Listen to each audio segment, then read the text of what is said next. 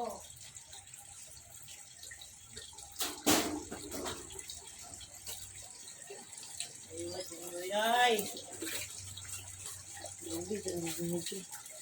bilat na ko. Kaya man to. Ay.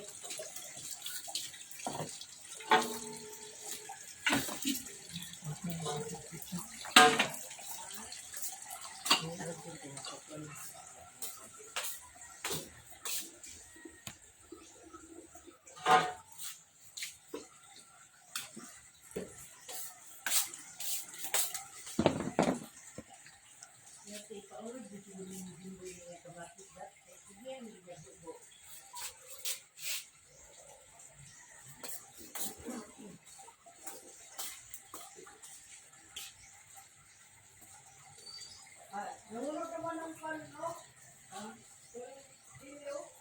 Luwas! Asa?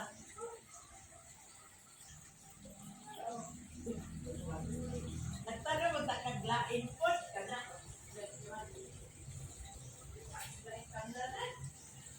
Ayun, buwan ka talaga mo.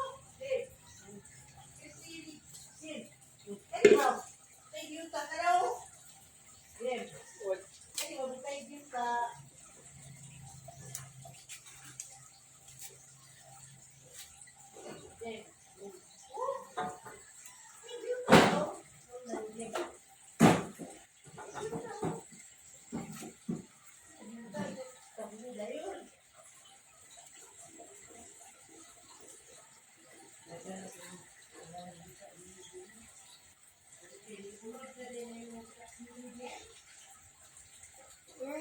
Iwan ko lang. Wala man na gitanong. Itubo ra man na diha.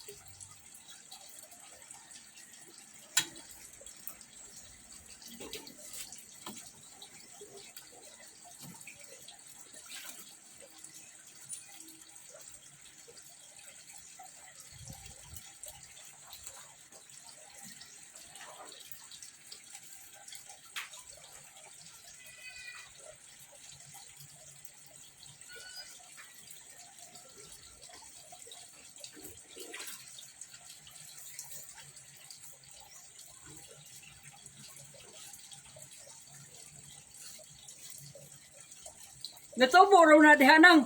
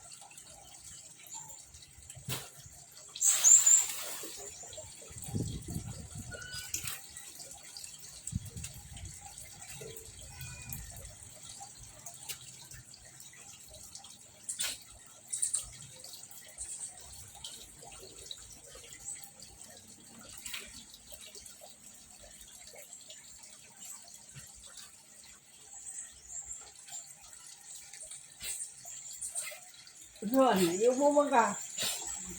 Yung tambal. Ha? Yung mo ka. Yung tambal.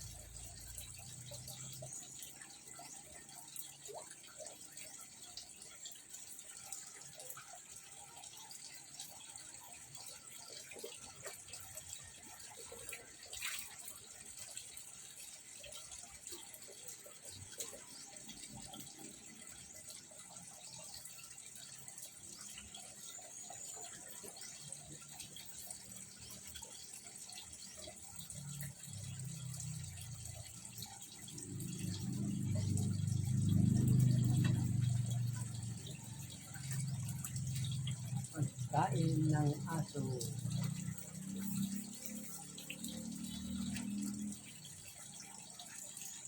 Pagkain ng aso.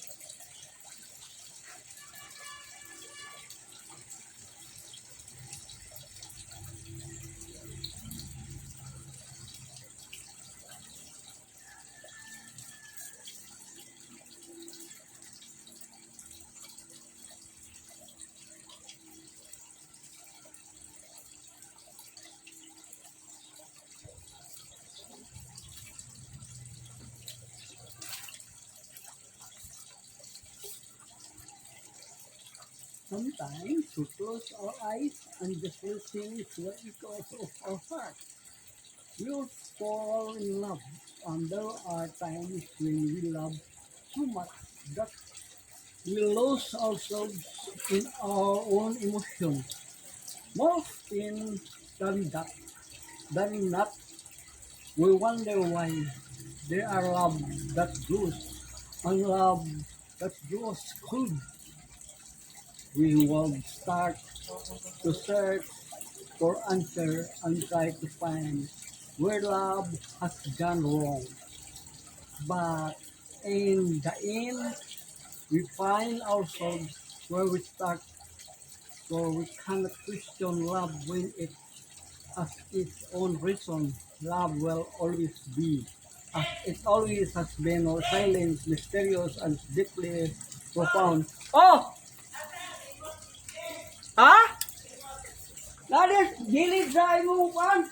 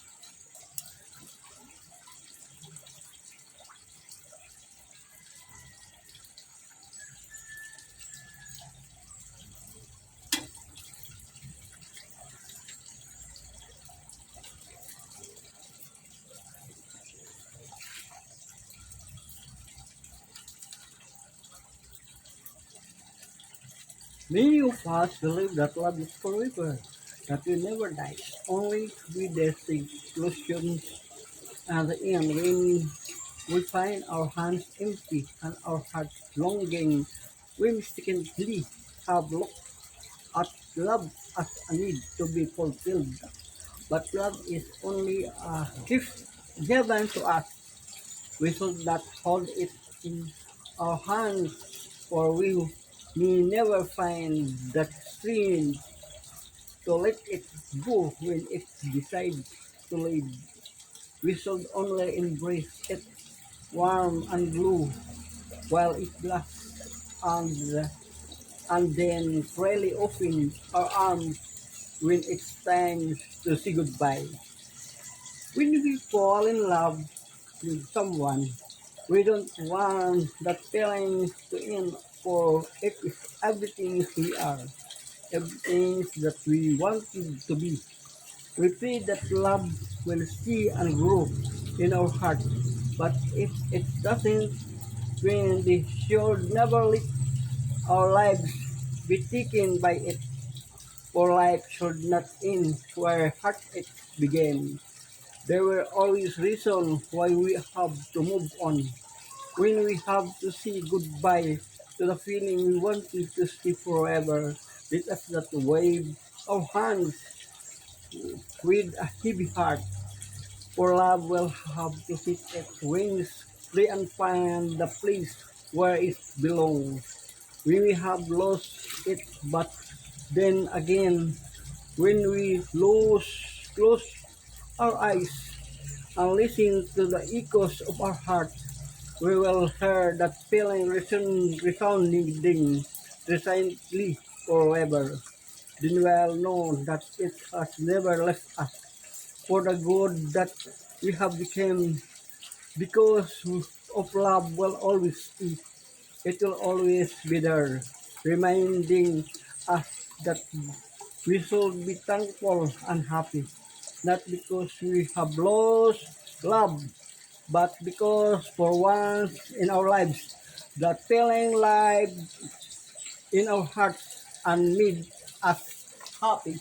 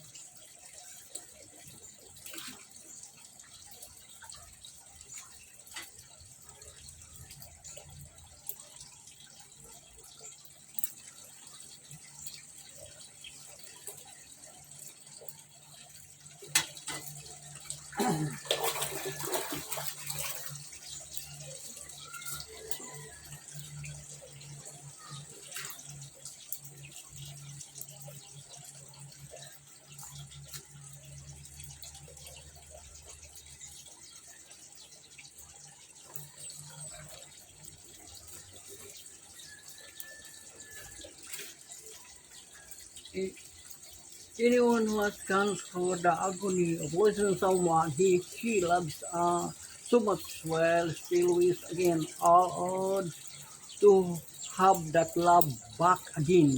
But sometimes our love lost is a love gone forever. No amount of hope can bring back to life a relationship that just died a natural death. Set yourself free, let your heart spread its wings and fly. Remember, it's may rain for 40 days and 40 nights, but still it will not rain forever. One day, the pouring will stop and there will be plenty of branches where we can find rest out of this as where we will build your nest and start over again. It's never too late. You may find love and lose it, but when love dies, you never dies with it. You cannot be a redeemer of our life. The best way to weak our relationship is through the teeth of fire. You cannot be loser with your mistake forever. We all fall and make wrong decisions, but our blunders are not meant to bury us deep in misery, but to teach us the value lesson of life. Loving is always a learning process. With love, we learn how to care and sacrifice. We learn to share and reach out. We learn to be unselfish and give more than we can. Then when everything doesn't end well, we learn how it feels like a full and deep heart. But learning doesn't have to end there. After our falls, we will strive to get back our feet and move on. There is where the learn to life doesn't end where our heartaches begin. There's no future for a relationship of lies and selfishness. It's true, there is life in love, but there can still be life even after losing love. If you leave the past behind and let your heart heal, then you give yourself a chance to find yourself again. The success of relationship lies not only in the beauty at its beginning, but it's the consistency. Make a choice not on impulse, but decision based on healthy balance of mind and heart. Let us always remember that happiness is not a matter of destiny, but a matter of choice.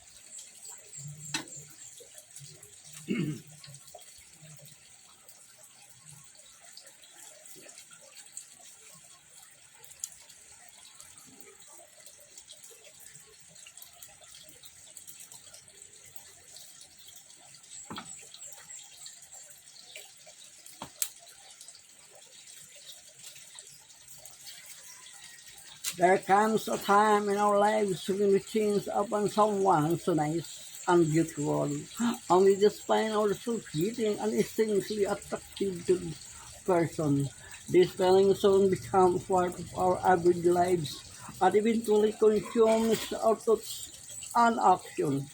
The sad part of it when we begin to realize that this person found nothing more for us than friendship. We start on the spirit attempt to get noticed and be closer, but it's the end. Our efforts are still not rewarded, and we end up being sorry for ourselves. You don't have to forgive someone you love. What you need to learn is how to accept the verdict of reality without being bitter or sorry for yourself.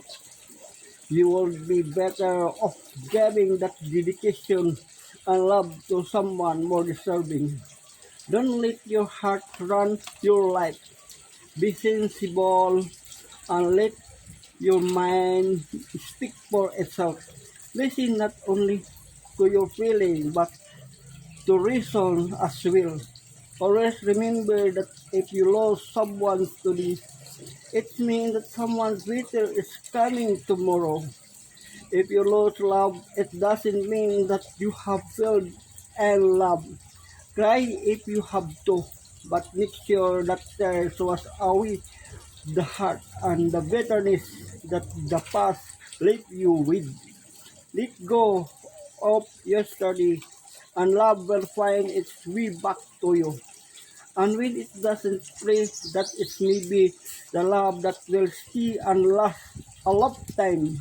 A woman on her bound could easily fall for weeping emotion and be made to falsely believe that she finally stumbled upon the right man, when that she just found is only someone to cover up for the love she lost, a man who makes a promise with words and not with action will never live up to fulfill them.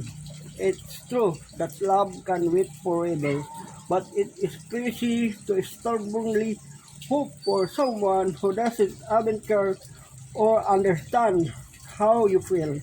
Love makes us see the things through rose-colored glasses. Most of the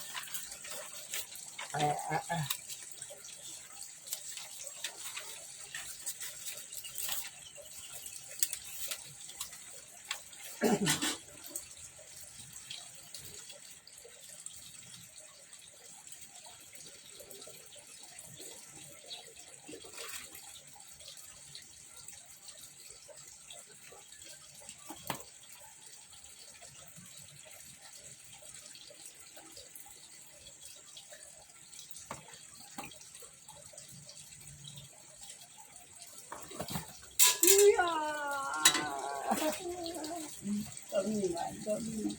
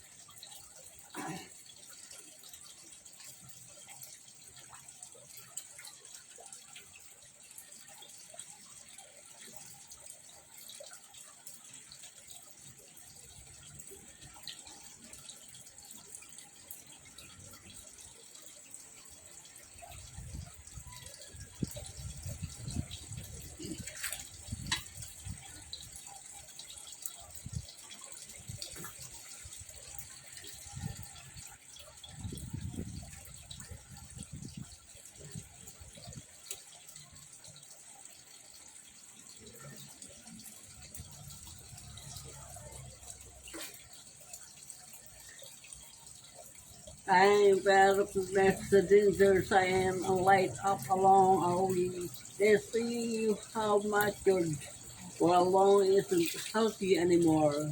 You must realize that you have to let go now. Before it consumes you and your sanity, there always a kind of thing and stop.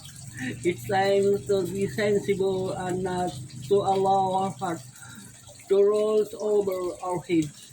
You deserve to be happy, not in the arms of a man, woman who keeps you waiting, but in the arms of someone who will take you now and love you forever.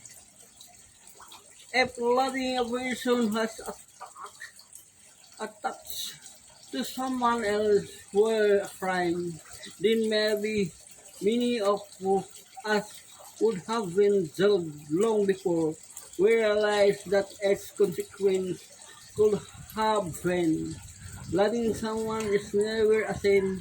It's what people do out of love that sometimes makes it all wrong. The selfish desires towards the person is what makes it a sin. Don't think only for your feeling. For real love doesn't have a place for selfish people. When we is when the law is love, there is always sacrifice. When we love someone, will never easily give up on that person, even if we get hurt badly. We always try to find a way to ace the pain and learn, understand, and forgive. Loving too much doesn't hurt. It is when we speak that love to be reciprocated that we begin and seek approval, acceptance of the things we have done, and when we are taken for granted and rejected because of very some love that we once freely and happily offered. Don't waste your time waiting for someone who never really cared about how you would have felt. Open your heart again and give yourself the chance to find the one who would make loving worth the pain and the sacrifice.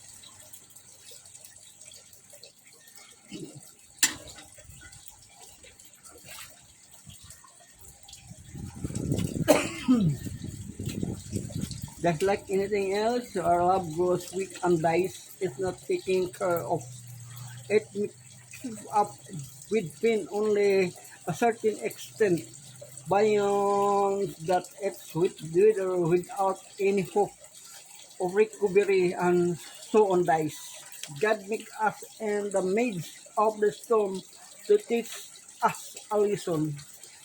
He takes away people will have so we can learn the value love itself. He makes us cry too hard so we can see clearly when we open our eyes. He makes us bitter so we can realize that there is no genuine happiness or we think only of our own needs and not of others. Relationship built on jealousy and selfishness is doomed from the very beginning. The hardest part of losing love is letting go and moving on. Most of us cry endlessly over things that could have been but never will be. God allows us to experience pain to make us stronger and better person. He will see us through the most trying and difficult times in our lives. And only if we put our trust in Him, we can learn to find joy in our tears and happiness in our sorrow.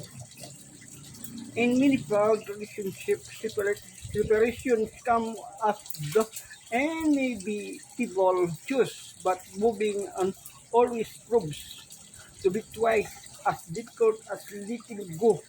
Some things our choice to hold on is beyond the control of circumstances. Letting go is a decision that can never be dictated on us. It is the resolution we make to ourselves. Acceptance is the key to a new beginning, and time is the healer of our wounds. Even if the moment, there is always hope for those who believe. There is always a chance to those who try. Losing someone will have may not be a loss of at all, but a blessing because someone even more deserving is yet to come. There is nothing wrong in expressing our loves to someone we love, but we must always be sensitive to the signals that tells us with the relationship and be sensible. There comes a time our lives when we will fall for someone who wouldn't be interested as we are because this attention is focused on someone else. There are many times they will love, they will love but don't get love returned. There are times with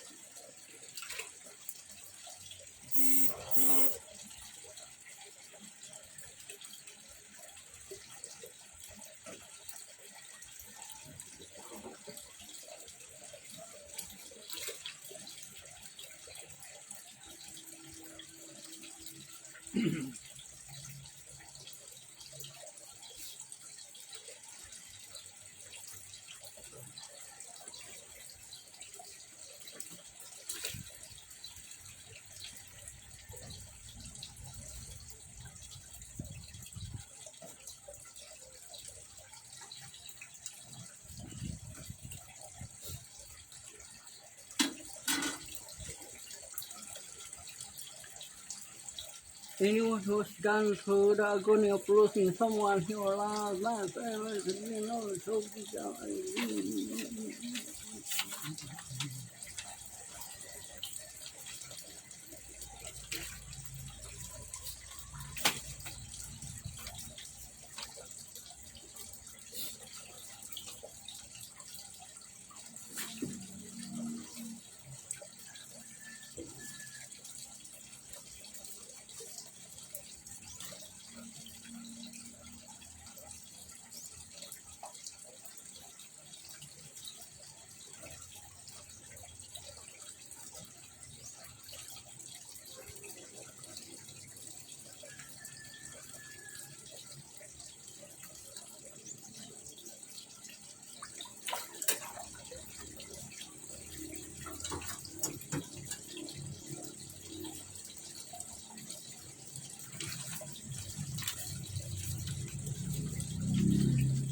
Eucharistic celebration nuptial rites of Richard and Mary Ross. St. Jude, Paris, Damilag, Bonapartes, Bukidnon. May 25, 2017 at 2 p.m. Commentator. Karong adlaw may hiusahon si Richard of Mary Ross sa usa ka pangregosa nga walaan og matuod nga mao ang sakramento sa komunyon sa pag-asoy ni Kristo sa iyang kaugalingong gugma alang sa iyang katawhan. Iya kining gipakasama sa mga minyo. Busa, gitagaan niya ang mga Kristiyanos og as akabag-ong hulagway kung unsa ang angay unta sa kinabuhi sa mga magtiayon nga mao nga usa ka buhi nga dili hinakog nga gugma sa magsakripisyo sa kaugalingon sama sa gugma mismo ni Kristo. Busa uban kang Richard ug Mary Ross atong hirisahon nga atong mga pag-ampo alang sa timos nga gugmang magdugang unta kini sa kadako o kalig-on samtang maglakat ang mga katuigan manindog kitang tanan alang sa pasiunang awit.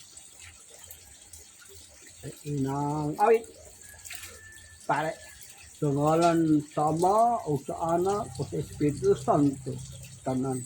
Amen. Pare, ang grasya sa atong Ginoo yung gugma sa Dios ug gang paghiusa sa Espiritu Santo sa kanunay maana kaninyong tanan manaw sab kanimo.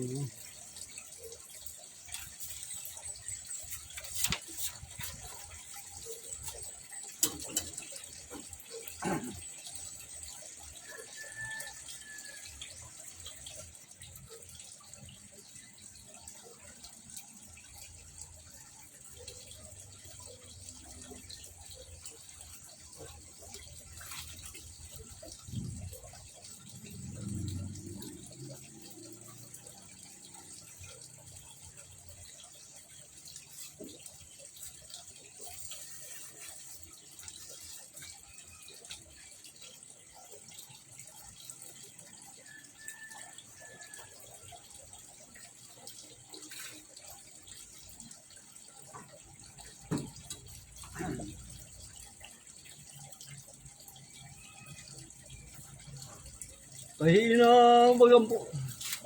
Pare, mga idlo na niya kita karon sa nagkatigon sa pagsaulog o sa pag-ilambitay sa gugma Kristo o sa pagsaksi ni Richard o ni Mary Rose. Din sila pag-ilusahon sa kapityon. Atong ipsa kanila ang atong mga pag-ampo sa pagbulig sa ilang bag-ong kinabuhi diha sa kalipay o kasak.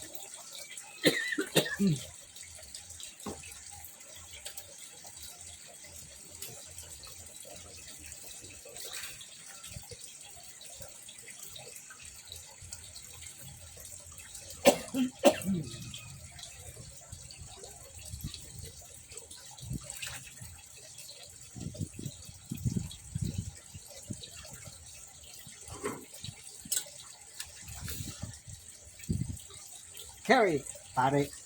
Atong sundan kining kasalugan diha sa pagpahinumdum sa atong kaugalingon nga ang gugma kabahin sa atong kinabuhi.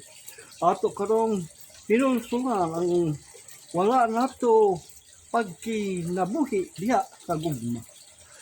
Sa imong pagkamapahitason, kakulang o pagpailob o sa imong paghuna sa kagalingon lamang Ginoo kaloy kami. Tuloy kami pare. Sa among pagpasagad o walay pagpakabana sa pinahanglan sa uban o sa among kadlok sa pagdaig sa imong among gugma. Kristo kay Salamat kayo sa mga kasaypanan, nagwala na mo masayri din kami nagpasagi sa among isig katawo ug ikaw lamang ang nasayod nga kinisupak sa imong kabubuton. Dali kali no kaloy anunta kita sa Dios nga magkagahom sa tanan o pasaylon kita sa atong mga sala o lig-uno ng iyang espiritu sa gugma nga higo sa matinud-anon sa atong Kristohanong katilingban o dad-on ngadto sa kinabuhing dayon tanan.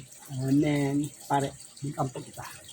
Aman, gihimo mo ang bugkos sa ninyo nga kasantos nga misteryo sa paniusa sa duruha nga may limong usa akatimaan sa gugma ni Kristo alang sa iyang simbahan. Patiling hogi ang among mapag-ampo Heart of Mary nga magpadayag karong adlaw sa ilang paghinugmaay.